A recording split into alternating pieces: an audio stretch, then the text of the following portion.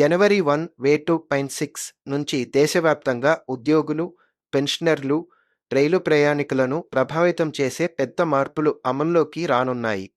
8వ వేతన సంఘం నుంచి ఈఆర్టీసీ బుకింగ్ నిబంధనలు వరకు ఏం మారుతోంది?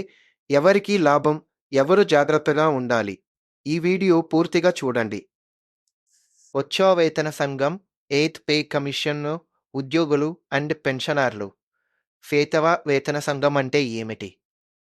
కేంద్ర ప్రభుత్వ ఉద్యోగులు, పెన్షనర్లకు జీతాలు, పెన్షన్లు, అలవెన్సులు పునఃపరిశీలించి పెంచేందుకు ఏర్పాటు చేసే కమిటీనే 8వ వేతన సంఘం. జనవరి 1 నుంచి ఏం మారుతుంది? 8వ వేతన సంఘానికి సంబంధించిన ప్రక్రియ వేగం పెరుగుతుంది. ఫిట్మెంట్ ఫ్యాక్టర్ పెరిగే అవకాశం, బేసిక్ జీతం పెరుగుదలపై అంచనాలు, పెన్షనర్లకు పెరిగిన పెన్షన్ ప్రయోజనాలు. ఈఆర్సీటీసీ రైలు బుకింగ్ నిబంధనల్లో మార్పులు.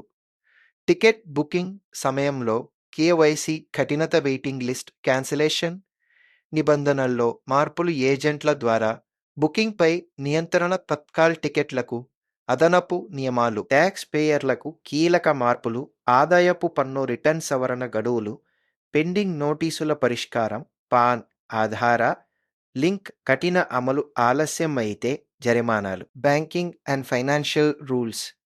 బ్యాంక్ అకౌంట్ కేవైసీ తప్పనిసరి. డెబిట్, క్రెడిట్ కార్డ్ ఛార్జీలు, డిజిటల్ పేమెంట్స్ భద్రతా నిబంధనలు పాటించాలి.